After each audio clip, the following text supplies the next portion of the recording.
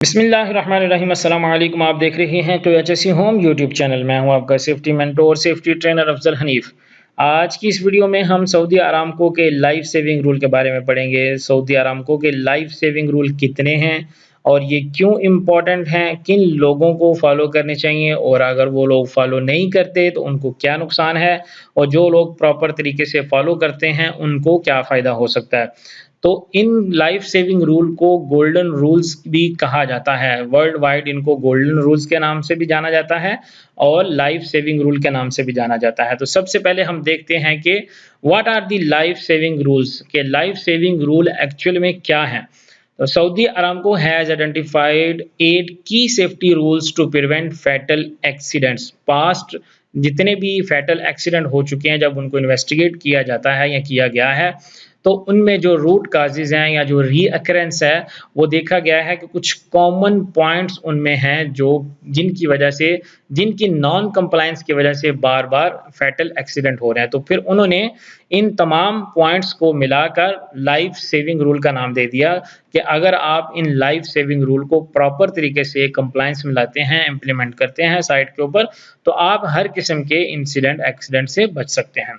The importance of life saving rules: by following these rules we can make our workplace safer and more sustainable।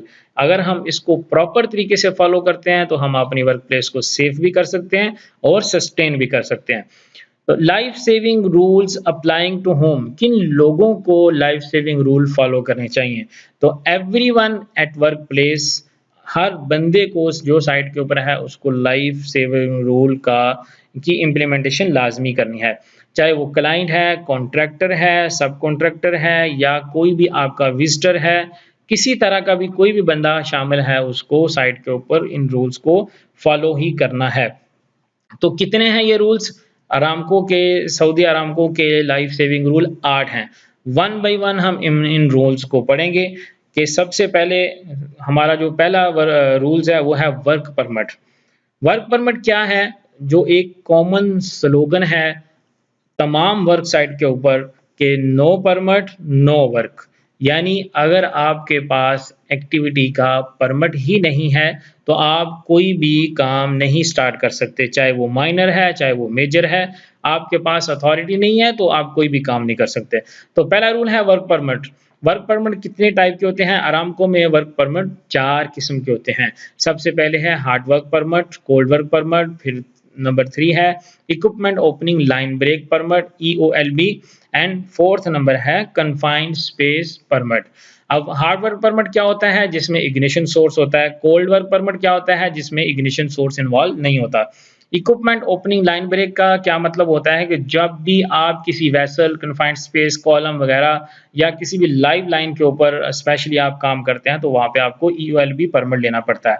Confined space entry permit क्या होता है कि जब भी आपने किसी भी कन्फाइंड स्पेस के अंदर जाकर काम करना है तो सिर्फ उसके अंदर जाने का यानी एंट्री का आपको एक परमिट दिया जाता है कि अब आप ऑथोराइज हैं, हाँ, आप इस कन्फाइंड स्पेस के अंदर जा सकते हैं। उसको बोलते हैं कन्फाइंड स्पेस एंट्री परमिट। उसके बाद फिर एक्टिविटी का परमिट अलग होता है। तो ये कुछ रेफरेंस हैं कि कहाँ से ये रूल्स या इंफॉर्मेशन ली जाती है जो इन रूल्स में शामिल होती है। आप ये रेफरेंस भी कोट करके जाके पढ़ सकते हैं। उसके बाद देखते हैं जी number 2, life saving rule isolation. अब आइसोलेशन क्या होती है कि आइसोलेशन एक्चुअली ऐसा, अगर हम सिंपल वर्ड्स में इसको समझें तो आइसोलेशन का मतलब होता है कि एक चीज़ को दूसरी चीज़ से जुदा कर देना। समझने के लिए कि आप एक चीज़ को दूसरी चीज़ से बिल्कुल डिस्कनेक्ट कर देते हैं तो उसको बोलते हैं आइसोलेशन। जैसे कि कोविड में कुछ लोगों को, जब जिसको भी किसी किस्म की भी कोई जो विक्टिम होता था, कोई उसके टेस्ट में ऐसी चीज़ें आती थी तो उसको क्या कहते थे कि इसको आइसोलेट कर दो, यानी इसको अलहदा कर दो। तो ये वही आइसोलेशन है। तो आइसोलेशन 2 टाइप की होती है, 2 किस्म की आइसोलेशन होती है। एक होती है मैकेनिकल आइसोलेशन, एक होती है इलेक्ट्रिकल आइसोलेशन, यूजुअली जो अभी हमारी साइट्स के ऊपर यूज़ की जाती है।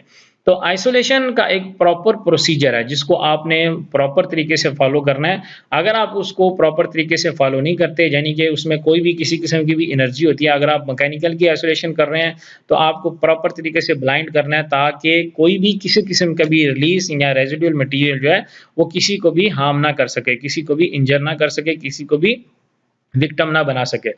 और इसी तरह इलेक्ट्रिकल की भी, जब आप कोई भी मेंटेनेंस काम करेंगे या किसी किस्म का भी आपने कोई इलेक्ट्रिकल इक्विपमेंट के ऊपर काम करना है, किसी भी पैनल के ऊपर काम करना है, तो उसको प्रॉपर तरीके से पीछे डिस्कनेक्ट करना है, स्विच ऑफ करना है, ताकि उसमें कोई भी एनर्जी बाकी ना रहे और ना ही किसी को वो नुकसान दे सके। फिर उसके बाद उसको लॉक लगाना है और उसके ऊपर टैग लगाना है जिसमें पूरी इंफॉर्मेशन होगी कि लॉक किस टाइम पे लगाया गया, क्यों लगाया गया, किसने लगाया गया, किसने लगाया और कौन खोलेगा, कब तक खोलेगा। फिर उसका एक प्रॉपर प्रोसीजर है। इसकी डिटेल में एक वीडियो मैंने बना रखी है, अब मैं डिस्क्रिप्शन में उसका लिंक डाल दूंगा, आप जाके वीडियो देख सकते हैं।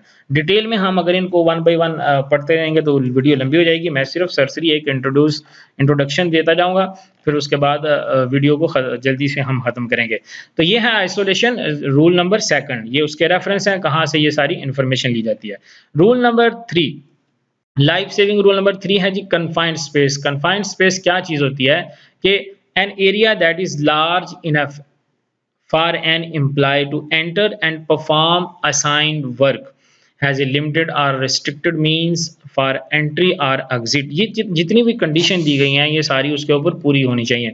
यानी एक ऐसा एरिया जहां में एक बंदा काम करने के लिए अंदर तो जा सकता है, बट वहां एक तो वो उसके लिए ऑक्यूपेंसी नहीं है कि मतलब वो लॉन्ग टर्म वहां पे सो नहीं सकता, रह नहीं सकता, खा पी नहीं सकता, कुछ इस तरह की जो जगह होती है। फिर उसके आने जाने के जो रास्ते हैं वो बड़े लिमिटेड होते हैं, बड़े ही लिमिटेड होते हैं, मतलब बड़ी मुश्किल से बंदा अंदर जाता है और बड़ी मुश्किल से वहां से बाहर आता है। फिर वो जो एरिया होता है वो मे बी वहां पे गैस हो, मे बी वहां पे कुछ और यानी नेगेटिव एडवर्स इफेक्ट करने वाला एटमॉस्फेयर हो जो इंसान की बॉडी के लिए ठीक नहीं है।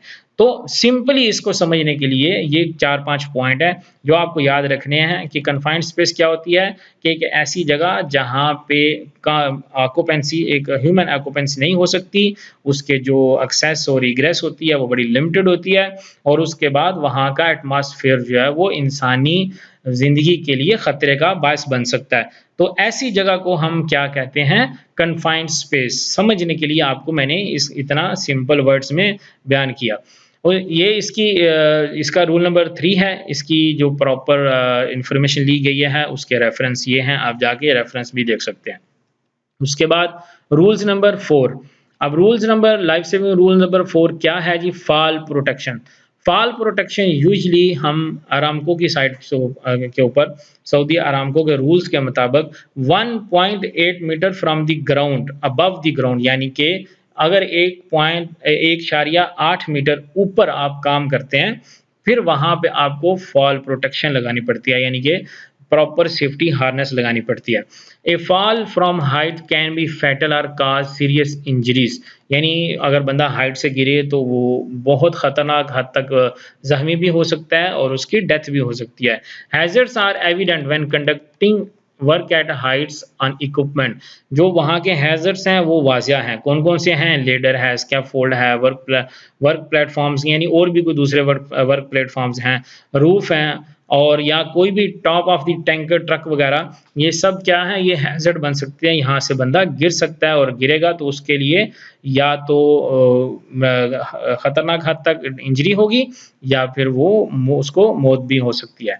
तो 1.8 मीटर के ऊपर हमको प्रॉपर फॉल प्रोटेक्शन यूज करनी है ताकि कोई भी किसी किस्म का हादसा ना हो सके। ये रेफरेंस है उसका, या रेफरेंस में आप डिटेल में जाके पढ़ सकते हैं। लाइफ सेविंग रूल नंबर 5 देखते हैं, road safety. Life saving rule number 5, road safety very important. हाँ, ये तमाम लोगों के लिए जो भी रोड के ऊपर सफ़र करते हैं, चाहे वो ड्राइवर है या वो पैसेंजर है। Safe driving behaviours, safe driving behaviours में क्या क्या चीज़ें आती हैं कि आप किस तरह बिहेव करते हो, पॉजिटिव बिहेव करते हो या नेगेटिव। जैसे कि एग्जांपल, आप सीट बेल्ट यूज़ करते हो कि नहीं यूज़ करते, आप सिग्नल प्रॉपर दे के लेन चेंज करते हो कि नहीं चेंज करते, आप ड्राइविंग करते हुए कोई कॉफ़ी वगैरह या किसी तरह खाने-पीने वाली चीज़ें इस्तेमाल करते हैं या नहीं करते। ये सब आपके नेगेटिव और पॉज़िटिव बिहेवियर है। अगर आप सीट बेल्ट पहनते हैं तो ये आपका पॉज़िटिव बिहेवियर है, अगर आप नहीं पहनते तो ये नेगेटिव बिहेवियर है। उसके बाद रोड कंस्ट्रक्शन हैज़र्ड, जो आप रोड के ऊपर जा रहे होते हैं तो आपको सामने अगर किसी जगह पे रोड कंस्ट्रक्शन नज़र आ रही है या मेंटेनेंस नज़र आ रही है, तो वहाँ पे साइन बोर्ड लगाए होते हैं कि यहाँ पे स्लो स्पीड करें या आहिस्ता चलें या इस स्पीड में चलें, या जो भी उन्होंने इंस्ट्रक्शन वहाँ पे लगा रखी होती है उसका आपने ख्याल रखना है। वो आपको हैज़र्ड पहुँचा सकते हैं, वो आपके लिए हैज़र्ड है, आपको नुकसान पहुँचा सकते हैं। जर्नी मैनेजमेंट प्लान, इसको जर्नी मैनेजमेंट प्लान यानी जेएमपी भी इसको कॉमन वर्ड्स में कहते हैं। जेएमपी क्या होता है कि जब भी आपने कोई सफ़र करना है, तो सफ़र शुरू करने से पहले आपने उस सफ़र को प्रॉपर मैनेज करना है। मैनेज किस तरह करना है कि जैसे एग्ज़ाम्पल, आप कहाँ जा रहे हैं, कौन-सा रूट ले रहे हैं, कौन-सा रोड आपने यूज़ करना है। अगर वो रोड ख़राब होगा या बंद होगा किसी वजह से, तो उसका अल्टरनेट आपने कौन-सा लेना है। जिस जगह पे जा रहे हैं, वहाँ पे आपने कितनी देर रुकना है, वहाँ का वेदर कैसा रहेगा, आपकी एक्टिविटी कैसी रहेगी, आपको टूल्स कौन से चाहिए। फिर आपने वहाँ पे कौन-कौन सा मतलब काम करना है, एक्टिविटी क्या करनी है, और आपकी गाड़ी में इतना इनफ रिसोर्सेज़ वगैरह सामान है जो आप वहाँ पे ठहर सकते हैं। फिर वहाँ से आपने वापस आना है, फिर उसी तरह आपने कैंप पहुँचने तक या अपनी अकोमोडेशन में पहुँचने तक जो भी काम करने हैं, वो पूरे के पूरे आपने मैनेज करके निकलने हैं कि हमने इस टाइम पे इतने-इतने टाइम पे ये काम करने हैं। तो इस सारे प्रोसीजर को हम कहते हैं जर्नी मैनेजमेंट प्लान, कि आपने अपने जर्नी को अच्छे तरीके से प्लान किया, फिर आपने ड्राइव स्टार्ट की। तो ये रेफ़रेंस हैं, आप इनमें रेफ़रेंस में जाके डिटेल वाइज़ इनकी इन्फॉर्मेशन ले सकते हैं। Life saving rule number 6, life saving rule number 6 है जी एक्सकवेशन। ये कंस्ट्रक्शन की साइट पे, यानी जो पाइपिंग का या कंस्ट्रक्शन का या पाइपलाइन का जो काम होता है, उसमें ये बहुत कॉमन है। और जो बिल्डिंग के हैं उनमें भी ये बहुत कॉमन है। एक्सकवेशन, एक्सकवेशन एक्चुअल में क्या होती है? An excavation can be anything involving the removal of ground or soil from a trench dug by hand to a deep pit dug for a skyscraper। Actual में excavation क्या होती है, अगर मैं कॉमन वर्ड्स में आपको बताऊं, नॉर्मल सादा सी लैंग्वेज में बताऊं कि ज़मीन का खोदना, चाहे वो कितना भी हो, कैसा भी हो, उसको एक्सकेवेशन कहते हैं। अब वो एक्सकेवेशन दो किस्म का होता है, दो किस्म की होती है। एक होती है मैनुअल, एक होती है मशीन। मशीन के साथ मैकेनिकल और मैनुअल। अब मैकेनिकल कौन सी होती है? जो हम किसी भी मशीनरी को यूज़ करके करते हैं, और जो मैनुअल होती है वो जो आप बेलचे वगैरह या शावल वगैरह से करते हैं, जो बाय हैंड करते हैं, जिसमें कोई भी मशीनरी, कोई भी दूसरी एनर्जी नहीं लगती, बल्कि मैन पावर, ह्यूमन एनर्जी के साथ वो काम होता है। तो वो जैसे कि अगर आप किसी लाइव लाइन के आस-पास काम कर रहे हैं, तो वहाँ पे आप मैकेनिकल एक्सकवेशन नहीं कर सकते, वहाँ पे आपको मैनुअल ही एक्सकवेशन करनी है। अब उसमें एक्सकवेशन में कुछ कॉमन हैज़र्ड होते हैं और कुछ उसके स्पेसिफिक हैज़र्ड्स होते हैं। स्पेसिफिक हैज़र्ड्स की अगर हम एग्ज़ाम्पल लें तो केविन हो सकता है, अंडरग्राउंड यूटिलिटीज़ हो सकती हैं, उसमें फ्लड हो सकता है, पानी वगैरह, ये सब क्या है, उसके स्पेसिफिक हैज़र्ड्स हैं। फिर उसके बाद उसके कुछ कॉमन हैज़र्ड्स भी होते हैं, जैसे कि स्लिप, ट्रिप हो गया, फॉल हो गया, ये सारे उसके कॉमन हैज़र्ड्स हैं। लाइन ऑफ फायर हो गया, इंसिडेंट वगैरह। तो ये सारी चीज़ें कुछ कॉमन हैज़र्ड्स हैं इसके, और कुछ स्पेसिफिक हैज़र्ड्स हैं। तो एक्सकवेशन आपको, यानी जब भी आप इसमें काम करेंगे तो आपने उसके कॉमन और जो उसके स्पेसिफिक हैज़र्ड्स हैं, दोनों का आपने ख़्याल रखना है। तो ये सारी इन्फॉर्मेशन जो है, ये उसका रेफ़रेंस है, ये यहाँ से इन्फॉर्मेशन ली गई है, डिटेल में आप जाके वहाँ से पढ़ सकते हैं।